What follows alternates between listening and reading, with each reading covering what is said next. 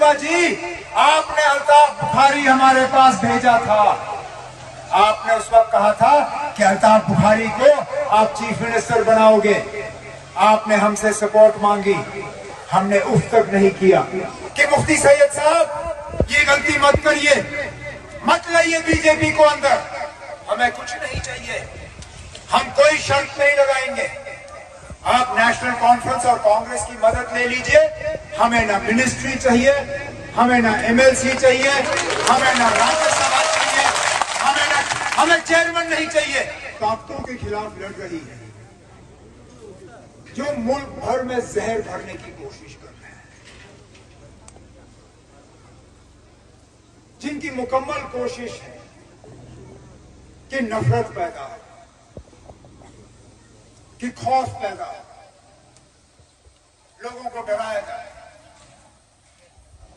हमारी कोई मजबूरी नहीं थी कि हम इंडिया उस अलायंस में शामिल हो, हमारी कोई मजबूरी नहीं थी कि हम कांग्रेस के साथ या बाकियों के साथ मिलकर ये लड़ाई लड़ें, लेकिन लड़ने का फैसला हमने इसलिए लिया क्योंकि हमें हालात का जो है उसका अंदाजा था, हालात से जो हमें खतरा था, हमें उस चीज का अंदाजा था। हम इस अलायंस में या पीएजीडी में सीट के लिए नहीं आए थे, हमारा मकसद सीट हासिल करना नहीं था, लेकिन बदकिस्मती से कुछ लोग हमारे साथ मिल गए थे जिन्होंने इस अलायंस को सिर्फ और सिर्फ सीट के तराजू में तोड़ने का काम किया। आज हमारे ऊपर इल्जाम लगता है कि हम खुदगर्ज हैं, कि नेशनल कॉन्फ्रेंस ने यहां साउथ कश्मीर की सीट पीडीपी को नहीं दी क्योंकि हम खुदगर्ज हैं। चलिए एक मिनट के लिए हमारे ऊपर ये खुदगर्जी का इल्जाम जो है मैं उसको तस्लीम करता हूं, लेकिन हम अकेले तो है नहीं। कांग्रेस ने भी ऐलान किया है कि वो मियां अल्ताफ साहब की कामयाबी में जो है काम करेंगे। क्या वो खुदगर्ज थे? अगर हम खुदगर्ज थे तो कांग्रेस वाले फिर पीडीपी के साथ जाते। जनाब तारिक आमी साहब ने खुद ऐलान किया कि उनकी पार्टी का भी पूरी सपोर्ट जो है, पूरी मदद वो मियां अल्ताफ साहब को होगी। एक मिनट के लिए मैं तस्लीम करता हूं कि मैं खुदगर्ज हूं। क्या तारिक आमी साहब भी खुदगर्ज थे? खुदगर्जी का सबूत उन लोगों ने दिखाया जिन्होंने पीएजीडी के रास्ते से या इंडिया अलायंस के रास्ते से सीट हासिल करने की कोशिश की। अब मुझसे ये सवाल पूछा जाता है कि हमने किस बुनियाद पे सीट का फैसला किया। आप लोग गवाह हैं, 2 साल पहले यहां डीडीसी के इलेक्शन हुए। डीडीसी के इलेक्शन के दौरान हमने एक फॉर्मूला के तहत सीटों का बंटवारा किया। उस वक्त यह तय हुआ कि 2014 के असेंबली के नतीजों पे मैंडेट बांटे जाएंगे। था या नहीं था? आपसे पूछा किसी ने उस वक्त मैंडेट के बारे में?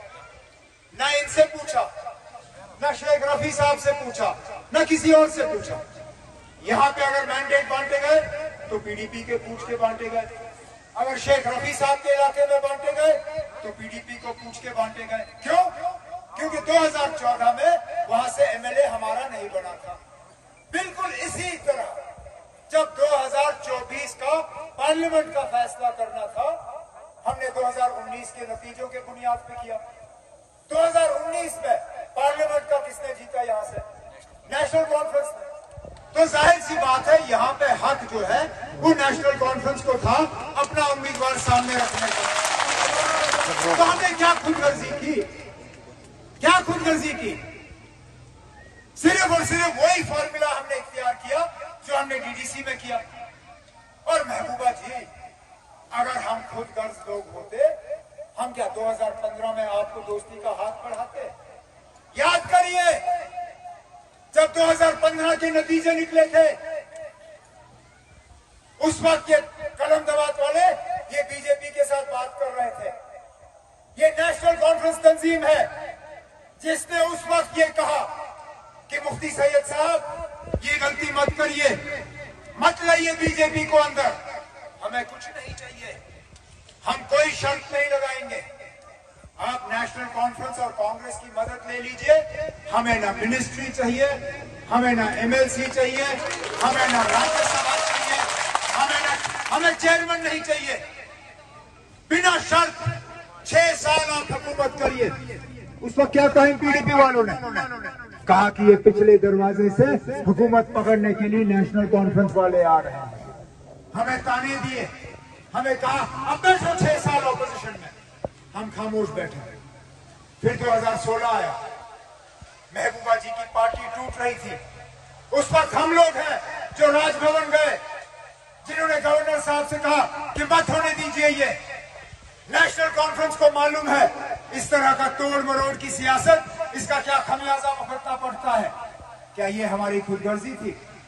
2018 महबूबा जी, आपने अल्ताफ बुखारी हमारे पास भेजा था। आपने उस वक्त कहा था कि अल्ताफ बुखारी को आप चीफ मिनिस्टर बनाओगे। आपने हमसे सपोर्ट मांगी, हमने उफ तक नहीं किया। फारूक अब्दुल्ला साहब ने रातों रात चिट्ठी पे दस्तखत किए और गवर्नर साहब के पास भेजे आपके अल्ताफ बुखारी साहब को चीफ मिनिस्टर बनाने के लिए। ये क्या हमारी खुदगर्जी थी? क्या ये हमारी खुदगर्जी का सबूत है? इल्जाम लगाना बहुत आसान है। आप जरा अपना बताइए ना, आपने क्या किया? आप जरा अपना बताइए, आपके दौरे हुकूमत में क्या हुआ? जब यहाँ तबाही और बर्बादी मची थी, आप क्या कर रही थी? जब आपके पास मौका था यहाँ के लोगों के जज्बात की तर्जुमानी करने के लिए, आप किनकी तर्जुमानी कर रहे थी? हमें मालूम है। मियां साहब उस वक्त असेंबली में थे, शौकत उस वक्त काउंसिल में था, सकीना थी, बाकी थे। मुझे आपकी तकरीरें याद है, आप थकती नहीं थी जनाब मोदी साहब की तारीफ करते करते। रिकॉर्ड गवाह है आपकी एक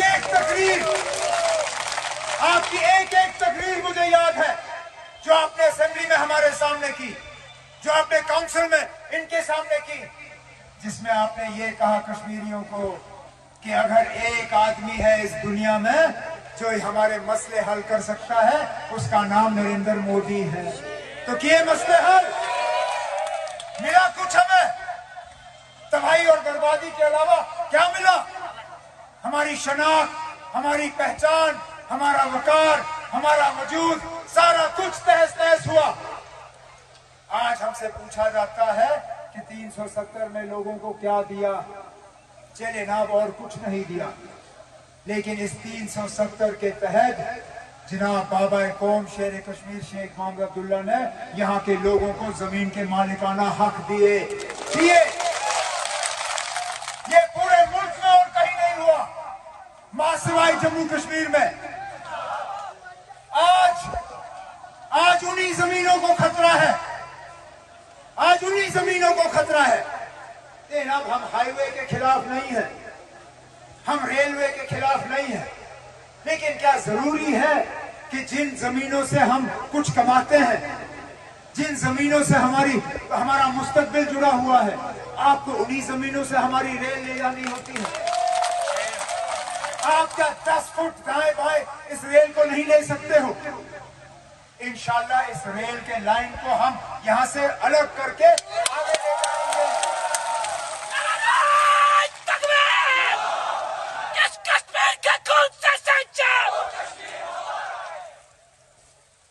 नेशनल कॉन्फ्रेंस वो तंजीम है जिसने यहाँ के लोगों को इन जमीनों की मालिकाना हक दी।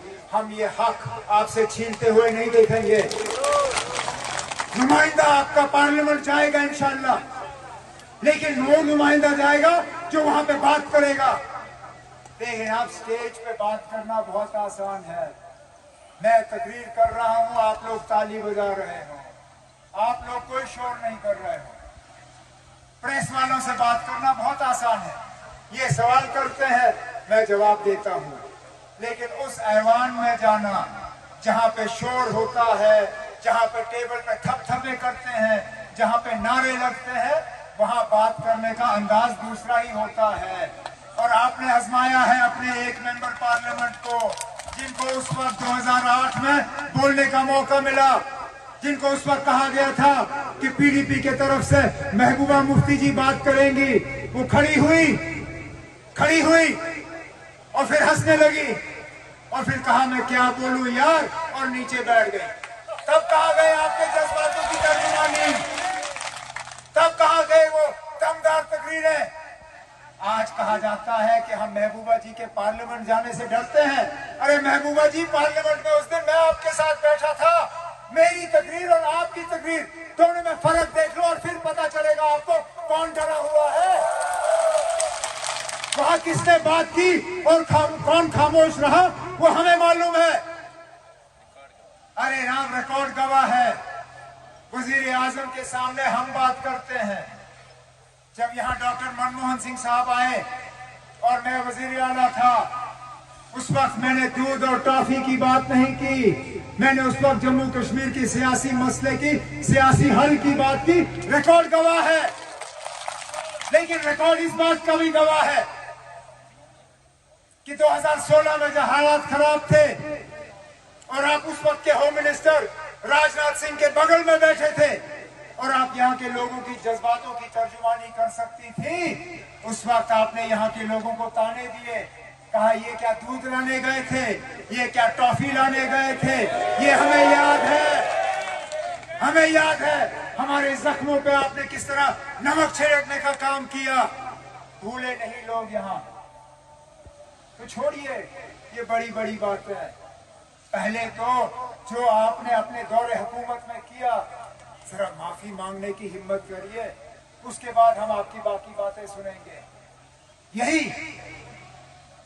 मौजूदा जो हालात है, जो फिरकापरस्ती ताकत है, जो यहाँ पे लोगों को लड़वाने की बात कर रहे हैं, अफसोस होता है मुझे कि यहाँ ऐसी ऐसी तकरीरें हो रही हैं बाकी मुल्क में, जिससे कि मजहब के बीच में एक तनाव और एक झगड़ा पैदा करने की कोशिश की जा रही है। बाकी मुल्क में कहा जा रहा है कि हिंदू खतरे में है। अरे नाब, हिंदुओं की आबादी 80%, मुसलमानों की आबादी 14%, 14% से 80% को क्या खतरा हो सकता है। हमने कभी अपने हक से ज्यादा नहीं मांगा, कभी नहीं। मुझे एक मुसलमान दिखाइए इस पूरे हिंदुस्तान में जिसने ये कहा हो कि मुझे हक से ज्यादा चाहिए। लेकिन कम से कम अपने हक की तो हम उम्मीद कर सकते हैं। कम से कम हम ये उम्मीद कर सकते हैं कि 14% आबादी में आपको कोई तो मिले लोकसभा में डालने के लिए, आपको कोई तो मिले राज्यसभा में डालने के लिए। ये पहली मर्तबा है आजादी के बाद कि इस 14% आबादी को एक भी मिनिस्टर के तौर पे मरकज में नुमाइंदा नहीं मिला। इन ताकतों के खिलाफ हम इलेक्शन लड़ रहे हैं और हमारे खिलाफ जो इलेक्शन लड़ रहे हैं मैदान में, वो सिर्फ और सिर्फ बीजेपी को फायदा पहुंचाने के लिए इलेक्शन लड़ रहे हैं। इस बात पे आप गौर करिए, इस बात पे आप लोग अपना यह जो है सोचिए, और सोचने के बाद अगर आपको मेरी किसी भी बात का एतराज हो या आपको लगे कि मैंने कोई भी ऐसी बात की हो जो कि सही नहीं है, मेहरबानी करके आपने जो फैसला लेना है 7 तारीख को, वो हमारे सिर हो। लेकिन अगर मैंने जरा सी भी सही बात की, अगर जरा सा मैंने आपकी जज्बातों की तर्जुमानी की हो, तो मेहरबानी करके 7 तारीख को बिस्मिल्लाह करके पोलिंग बूथ में जाए, वहां हल का बटन ढूंढे, क्योंकि ये सेमीफाइनल है।